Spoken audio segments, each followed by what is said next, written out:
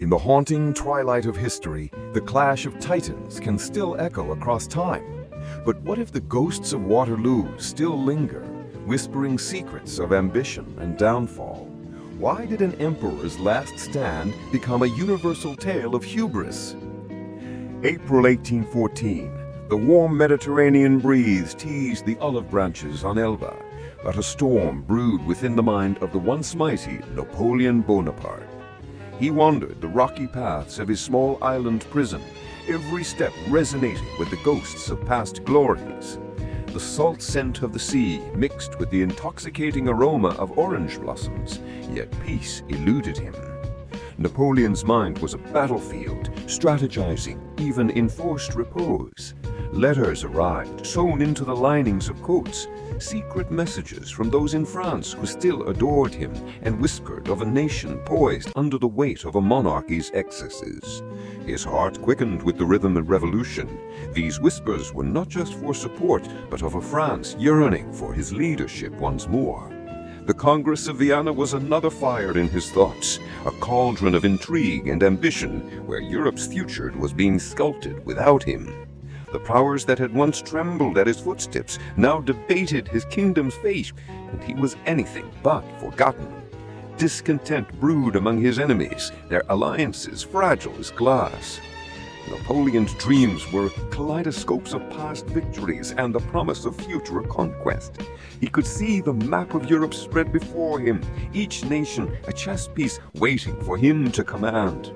The smell of tobacco and gunpowder filled his nostrils, phantom scents from battles past and victories imagined. Just 10 months of exile ended with Napoleon stepping ashore in France, the familiar earth firm beneath his boots. The air bristled with expectation. Soldiers sent to capture him instead hailed him, their cries swelling like the waves crashing upon the shore. It was a homecoming, though the homeland was marred by the scars of war. The roads echoed with the thunderous roll of drums, and the townsfolk lined the streets, their faces lit by the glow of torchlight. Napoleon's heart pounded with a symphony of emotions, doubt flitting through his mind like shadows. Could he truly reclaim the empire? But the sight of the French tricolor waving above made his resolve as unyielding as the mountains. The people were weary, their loyalty a fragile thread, yet binding them all together through years of turmoil. It was not just France he aimed to win back, but her heart. In Vienna, the coalition abandoned their disputes in a feverish rush, the gravity of Napoleon's return crashing through their petty squabbles. The ink of treaties was barely dry, yet they now declared him an outlaw, a fear resurfacing in the guise of strategy.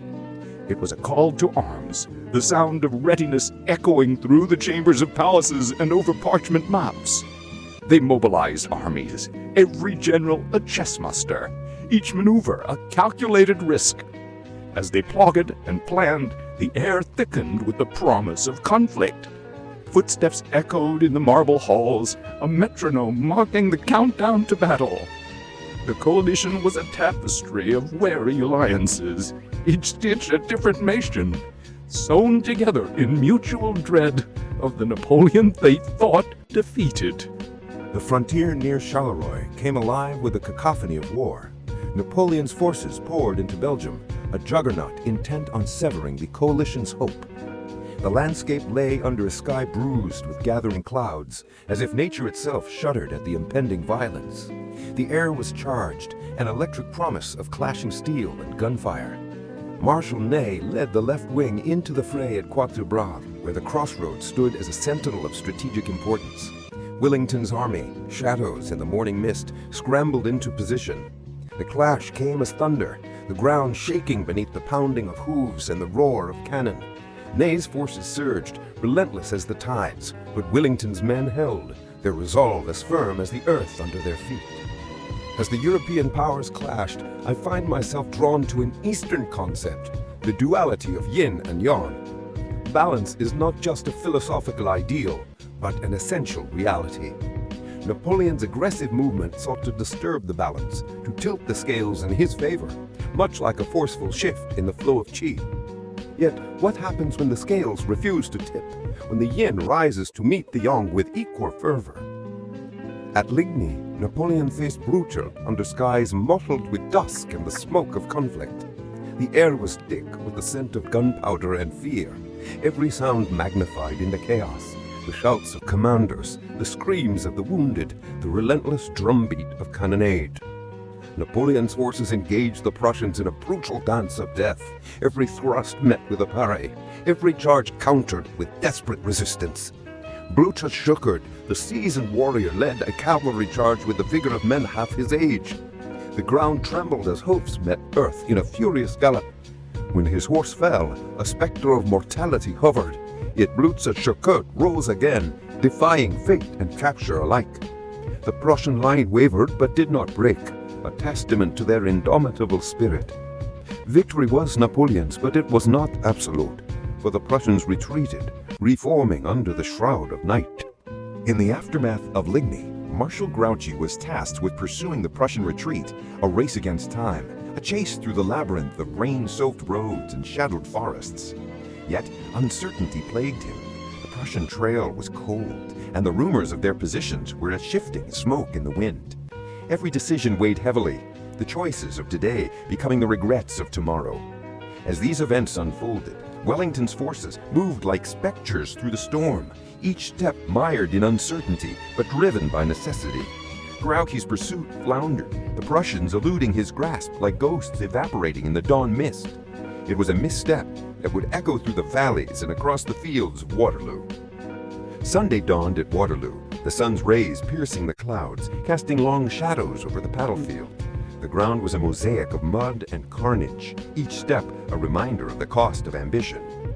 The air crackled with tension, each heartbeat synchronized with the distant roll of thunder.